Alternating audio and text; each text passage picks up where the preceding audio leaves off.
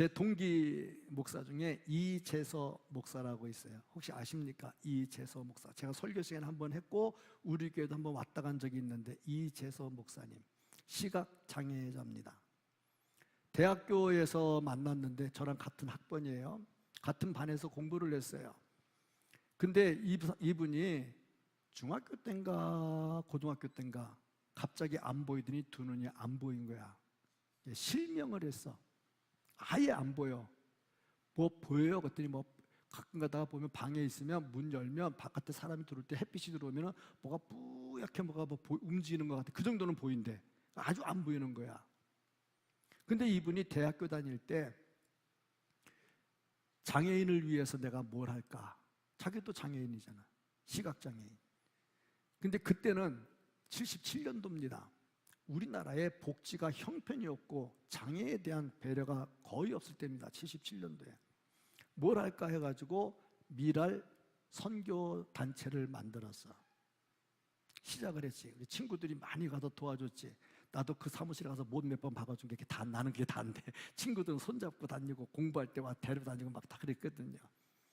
근데 이분이 우리나라에서는 안 되겠다 싶으니까 사회복지가 잘 돼 있는 미국으로 공부를 하러 갔어. 공부를 해서 석사과정, 박사과정을 했어. 그렇게 하면서 많은 도움을 받으면서 내가 한국의 복지재단을 만들어 놓고 미국 갔으니 한국 누가 할 거요?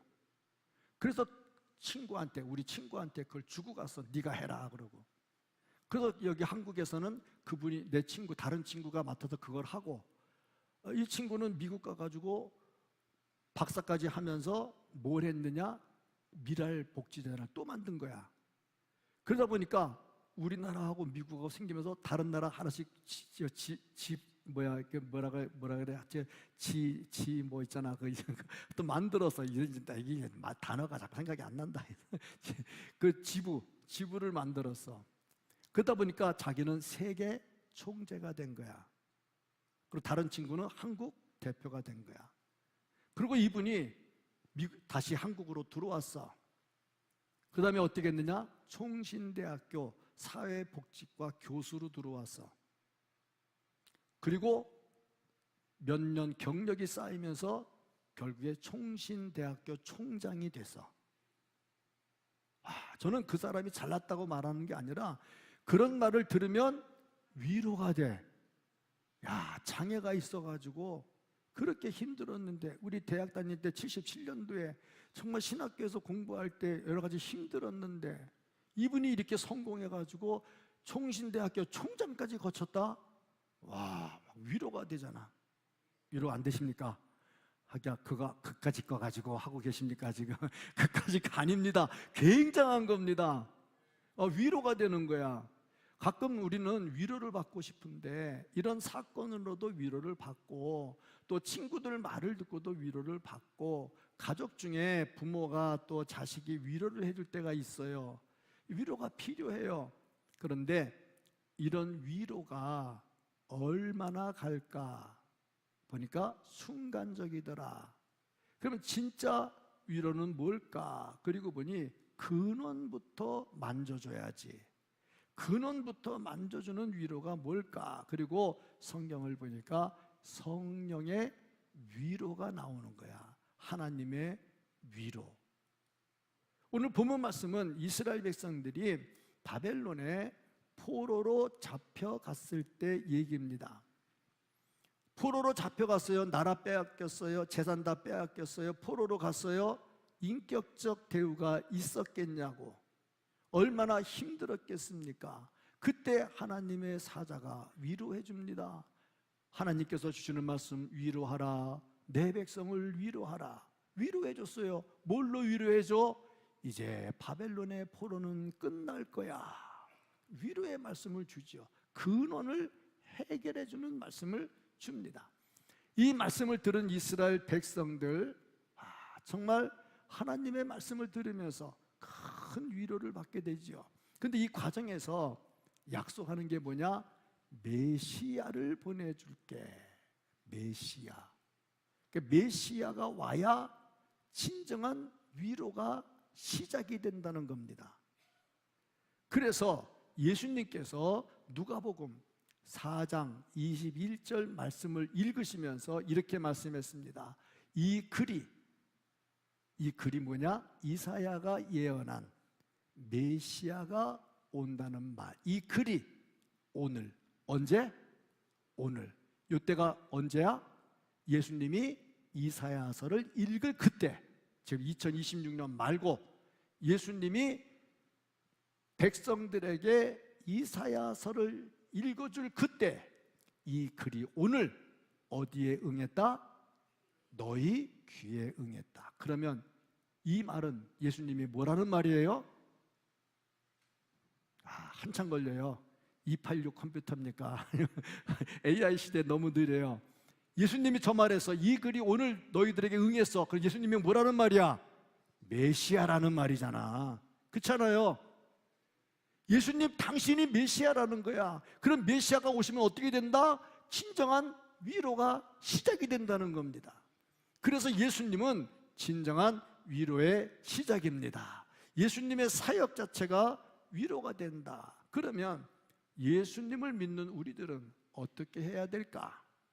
물론 예수님 믿으니까 위로를 받겠죠.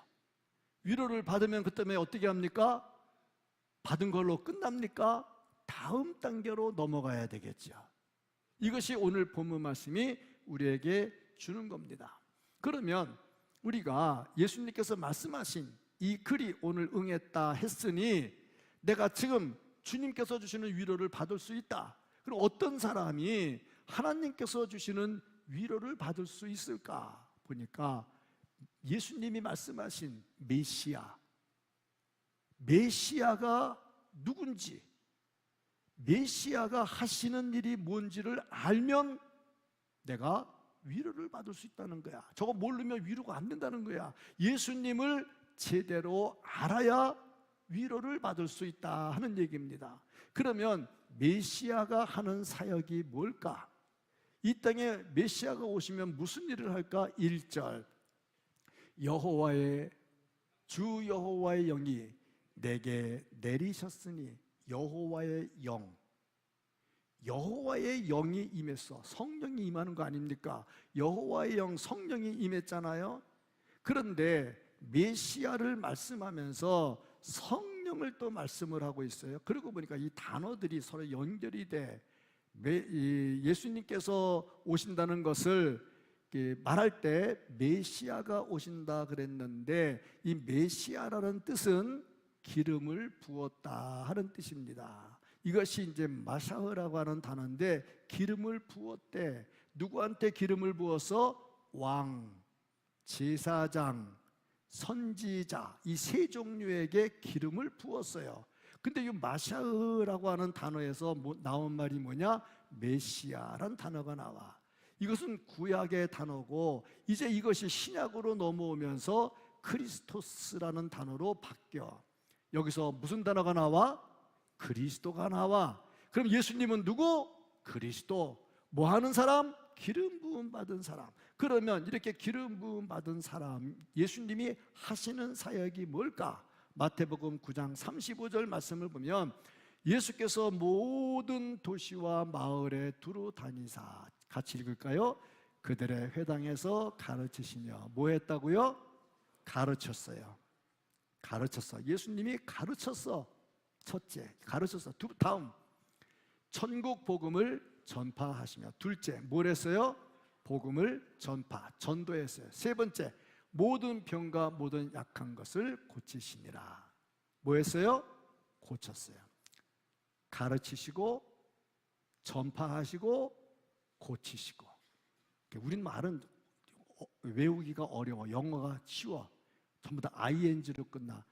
Teaching, Preaching, Healing 세 가지로 금방 외워져. 이렇게 가르치시고 설교하시고 고치시고 세 가지라는데 이 세 번째 걸 내가 말씀드리려고 그래. 메시아가 오시면 뭘 하느냐? 고쳐. 뭘 고쳐? 눈 못 보는 자가 눈을 뜨게 돼. 이게 메시아가 하는 일이야. 예수님이 눈 먼 자 고쳤잖아. 걷지 못하는 자가 걸어. 메시아가 하는 일이야. 메시아 예수님이 안진뱅이를 일으키셨잖아. 또 듣지 못하는 자 듣게 하셨잖아. 이게 메시아가 하는 일이에요. 그러니까 예수님께서 오셔서 이 글이 오늘 너희 귀에 응했다는 것은 당신이 메시아라는 것을 말씀하면서 예수님 말씀한 대로 니들이 내 말을 못 믿겠냐? 그럼 내가 하는 거를 봐. 예수님 말씀하신 거잖아요. 그러니까 이렇게 사람들에게 메시아의 사역을 다 고쳐주시면서 죄책감에 빠진 사람을 죄에서부터 자유를 주면서 일어설 수 있게 만들어 주셨다 하는 겁니다. 예수님이 이 일을 하시는데 친히 당신이 이 땅에 오셔서 친히 인간의 몸을 입고 모든 고통을 다 당하셨어. 그 예수님이 우리에게 가르치고 전파하고 고치시는 일을 했다는 거죠. 예수님은 체험을 다 하셨어. 뭐든지 그래요. 내가 어려울 때 돈 많은 사람 와가지고 괜찮아요, 힘내, 그러면 위로가 잘 안 돼. 근데 돈이 없어가지고 고생하던 사람이 어떻게 해가지고 일어선 걸 보면서 힘내, 나도 옛날에 그랬거든. 그럼 힘이 되거든. 예수님이 고난을 당하셨어. 고난을 당하신 예수님이 해주시는 거야. 제가 어느 글을 읽었는데 미국에서 흑인 노예 해방 운동가로 있었던 해리엇 터프먼이라는 사람이 있었어요. 이 사람이 수백 명의 노예를 자유롭게 만들어 줬어요. 기자들이 질문했어요. 어떻게 그런 일을 할 수 있었습니까? 이분 대답, 저도 옛날에 노예였습니다. 노예가 얼마나 힘든지를 알고 있거든요. 그래서 노예로부터 해방시키려고 제가 이렇게 했습니다. 이론 갖고 안 돼요. 위로는요, 이론 갖고 안 돼요. 어제 교사 강습회를 하면서 점심을 교회에서 준비를 했죠. 재정은 그분들이 되고 열심히 뛰는 거는 우리 권사님과 집사님들이 열심히 뛰었어. 비빔밥을 했어. 안 먹어본 사람은 모르겠지만 먹어본 사람은 알아. 전주 비빔밥보다 맛있었어. 아멘 되게 안 한다. 그러면 안 먹어봐서 모르니까 한번 달라고 그러면 나중에 그분들한테 한번 해달라고 그래. 했는데 진짜 맛있게 먹었거든. 그런데 권사님 집사님들 그 일을 했는데 그 중에 전주 비빔밥 요리사 자격증 가진 사람이 있나 물어봐. 자격증이 만드는 게 아니야. 뭘로 만들어? 계속 실습하면서.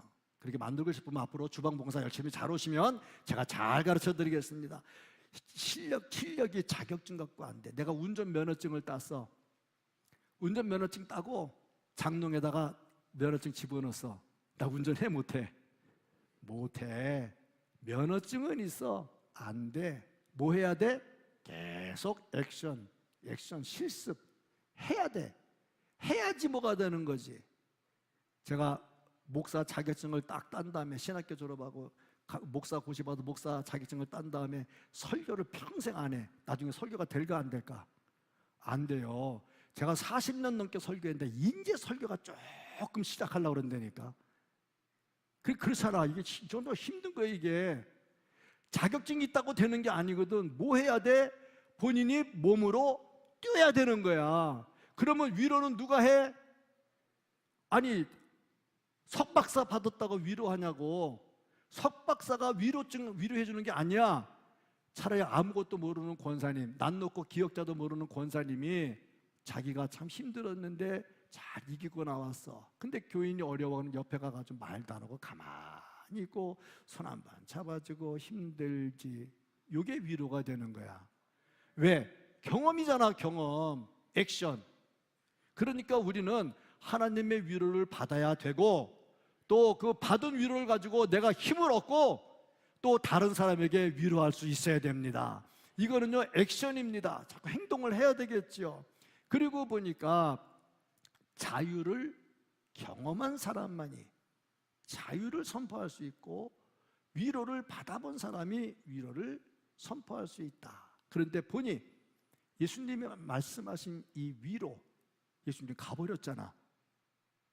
예수님 가고 안 계시잖아. 그럼 이제 어떻게 해야 될 건데? 그 다음 단계가 성령을 통해서 이 메시아 사역이 계승되더라 하는 겁니다. 예수님은 가셨어요. 그런데 말씀하셨어요. 요한복음 14장 16절. 또 내가 다른 보혜사를, 잘 보세요. 어떤 보혜사? 다른 보혜사.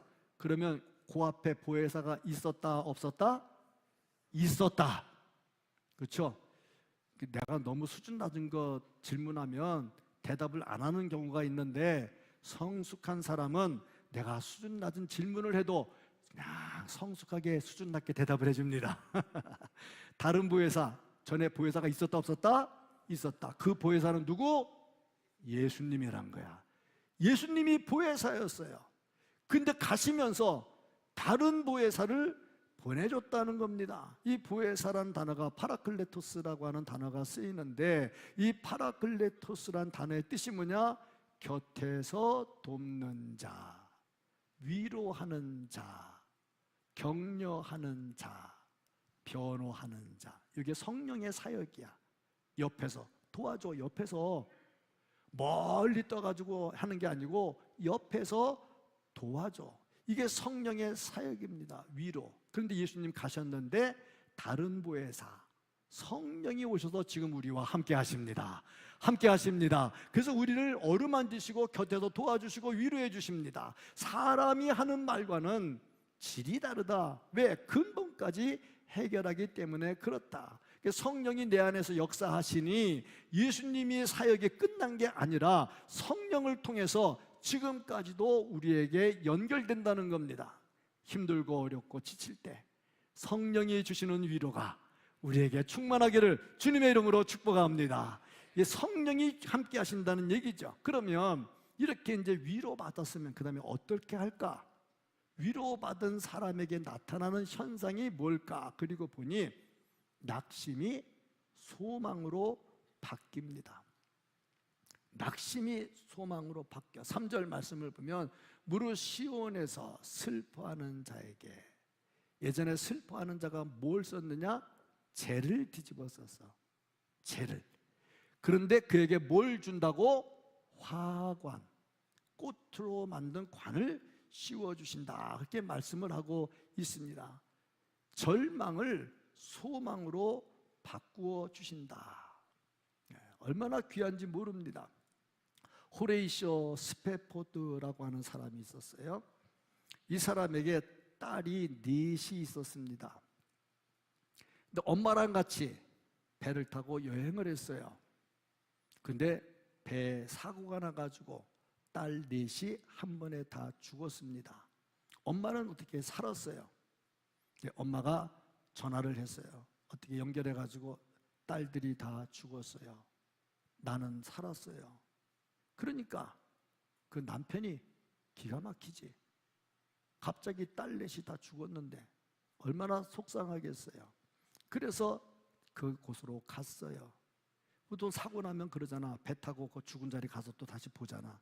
그래서 가서 보는데 성령께서 마음을 만지시는 거야. 성령께서 마음을 만지시는데 내 평생에 가는 길 순탄하여 늘 잔잔한 강 같든지, 지금 억장이 무너지는데 성령의 위로가 오는 거야. 그래서 그가 찬송을 짓습니다. 찬송을 지으면서 내 평생에 가는 길 순탄하여 찬송시를 씁니다. 그러면서 마지막에 내 영혼 평안해. 영어로 보면 영어 가사는 더 마음에 와닿습니다. It is well, it is well, it is well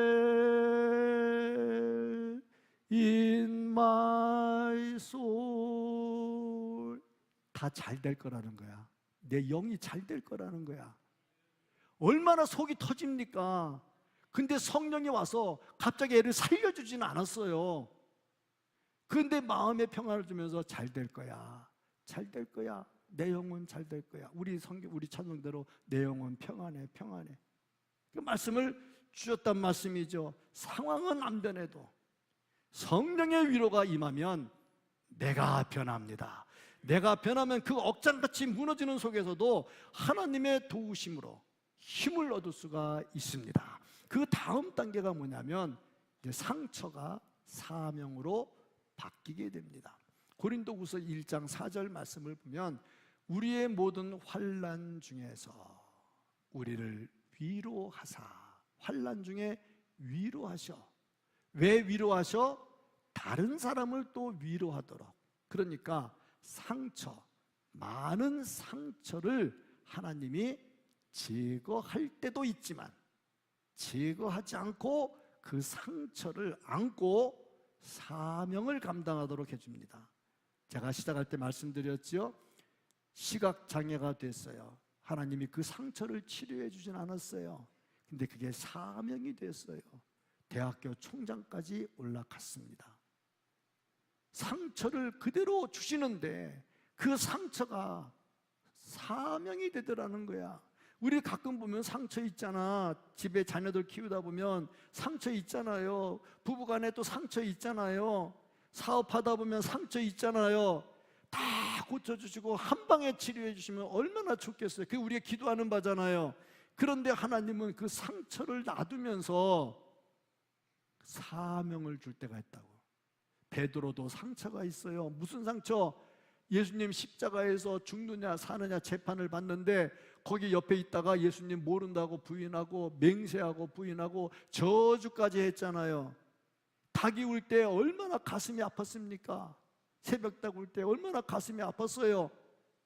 그 상처 때문에 베드로는 베드로전서 4장 7절에서 만물의 마지막이 가까웠으니 무엇보다 정신 차리고 근신해서 기도하라고 하는 말을 하면서 자, 기도의 사람으로 바뀐 거예요. 상처는 우리에게 사명을 더해줍니다. 그래서 우리가 상처 때문에 주저앉을 수는 없다는 거지요. 그렇습니다. 성령은 우리의 상처를 헛되이 두지 않는다. 그리고 세 번째, 흔들리지 않아. 흔들리지 않아.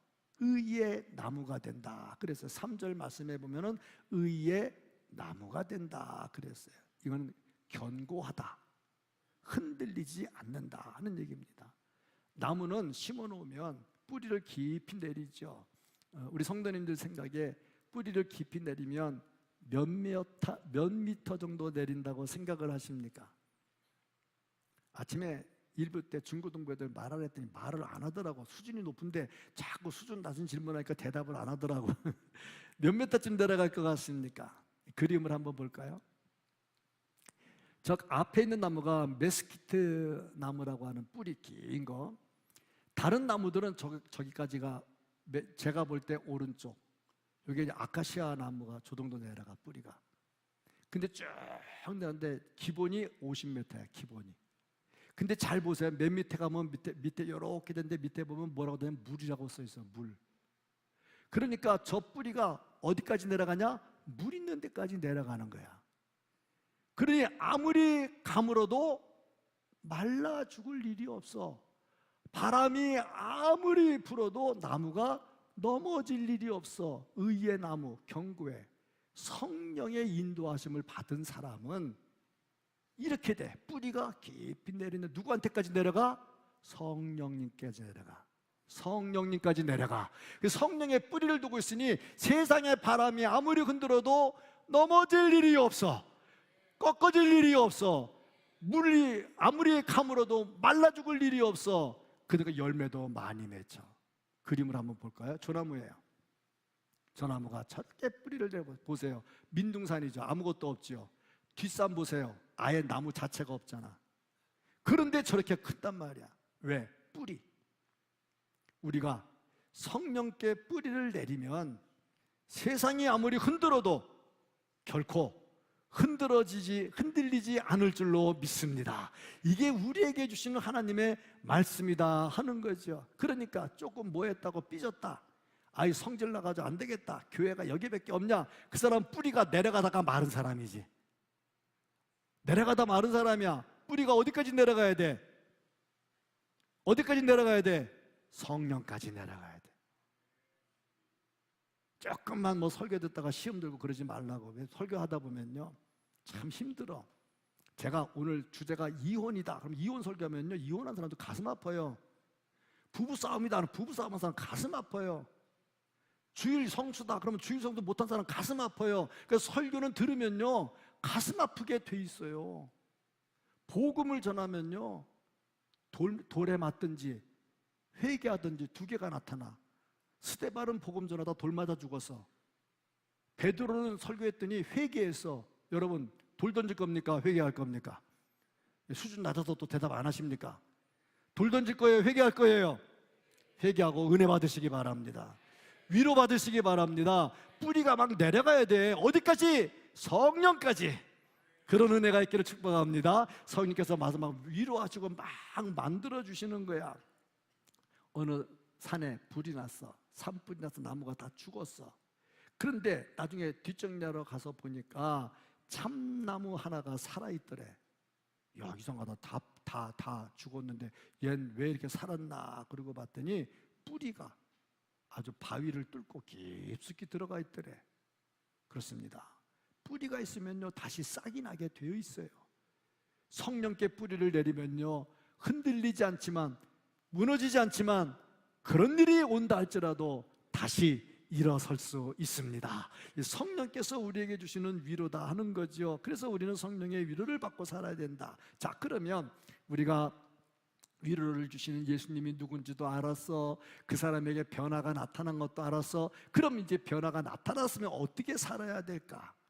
위로를 받은 사람은 어떻게 해야 될까? 사명을 감당해야 되겠죠. 사명을 감당하면 어떤 일이 일어날까? 첫째, 하나님께 영광이 올려지더라 하는 얘기입니다. 내가 아니라 하나님께 영광이 돼.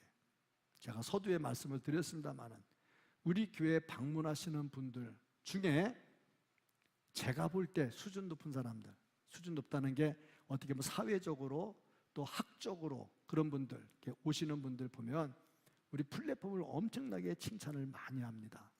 어떤 목사님 오셔서 자기 롤 모델이래. 평생 이런 교회를 짓고 싶었는데 못 지어서 너무너무 그럴 때 자기 롤 모델이래. 그러면서 어떻게 이런 생각을 했냐? 제가 그랬죠. 난 생각을 해본 적이 없다고. 저런 아이템이 이 모자라는 것에 어떻게 저런 아이템이 나오겠어요? 안 나옵니다. 기도하는 중에 하나님의 은혜로 같이 건축위원들이 모여서 대화하는 중에 나온 건물이 저거야. 그래서 저는요, 제가 겸손해서 그러는 게 아니라 진짜 내 아이디어 아니야. 진짜. 그래서 그 말을 해요. 근데 그 사람들 내가 또 겸손하다고 하네. 나 겸손한 거 아니거든. 진짜거든. 내 아이디어 아니거든. 그러니까 성령 받은 사람들은 그저 하나님만 높이면 됩니다. 하나님만 높이면 됩니다. 시험 들 일이 없지요. 하나님 높이면 왜 시험 들어? 자기가 드러나려고 하다가 안 드러나니까 시험 들지. 두 사람이 있어요. 대화를 했어요. 이 사람이 얘기해. 너는 왜 네 맘대로만 하냐? 왜 그런 말 할까? 지 맘대로 된다 안 된다? 안 된다는 거지. 너는 왜 네 맘대로 하냐? 그러면 지 맘대로 안 됐다는 얘기잖아. 저도 지 맘대로 하고 싶다는 얘기잖아. 그런 거 안 되는 거지. 우리는 네 마음도 아니고 내 마음도 아니고 누구의 마음? 성령의 마음, 하나님의 마음을 해야 된다는 거야. 이 사람이 진짜 위로받은 사람이다. 두 번째 보면 복음이 전파돼. 내가 위로를 받고 위로를 하면 그 사람이 예수를 영접하게 돼. 세 번째, 성령께서 우리를 일꾼으로 세워주셔. 6절 말씀을 봅니다. 오직 너희는 여호와의 제사장이라. 제사장이 되는 거야. 우리는 영적 제사장이잖아요. 우리는 제사장이잖아. 모든 것에 대해서 신약시대에 만인 제사장이잖아. 모두가 다 제사장이잖아. 제사장이 돼. 위로를 받았으면 하나님께 영광을 올리고 내가 제사장의 일을 해야 돼. 그러니까 이 사람들은 뭐 하느냐? 봉사해. 열심히 봉사해. 증인으로 나서. 요한복음 14장 12절 말씀을 보면은 요한복음 14장 12절 나를 믿는 자는 내가 하는 일을 같이 그도 할 것이요. 자, 예수님의 일을 우리가 할 수 있다 없다?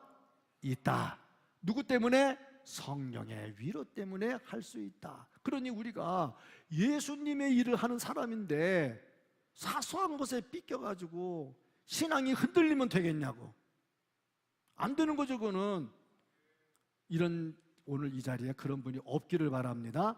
있으면 돌이키기를 바랍니다. 우리는 성령을 받은 사람이요, 성령이 우리를 주관하는 사람이요, 우리는 제사장이요. 그러니 우리가 어떻게 해야 돼? 너희들도 나처럼 그 일을 할 수 있다 했으니 그 일을 해야지. 그게 뭐야? 예수님이 성령 위로자였으니까 우리도 위로하는 일을 해야죠. 우리의 입술에 성령의 은혜가 있어서 말 한마디가 다른 사람을 살리는 위로의 말이 있기를 축복합니다. 그렇습니다. 이게 진짜 그리스도인의 모습이다. 오늘 본문 말씀은 단순히 위로받고 살아, 이 힘든 세상에 위로받고 살아, 그렇게 주신 말씀은 아니라는 거야. 그럼 뭐야? 네가 위로자가 돼야 된다는 겁니다. 그렇습니다. 미숙할수록 위로를 받고 싶어져요. 성숙할수록 위로를 합니다. 제가 중간에 말씀드렸듯이 자격증 가지고 하는 거 아니에요. 운전면허증 갖고 운전하는 거 아니에요. 해야 돼. 계속 연습해야 돼. 두려우면 두려움을 떨쳐버리고 해야 돼. 하면 그게 내게 실력이 되고 능력이 돼. 이런 사람들에게 주님 약속, 재 대신 화관을, 슬픔 대신 희락의 기름을, 근심 대신 찬송의 옷을 입혀주신다. 정말 성령의 위로로 이런 은혜가 있기를 예수님 이름으로 축복합니다. 아멘.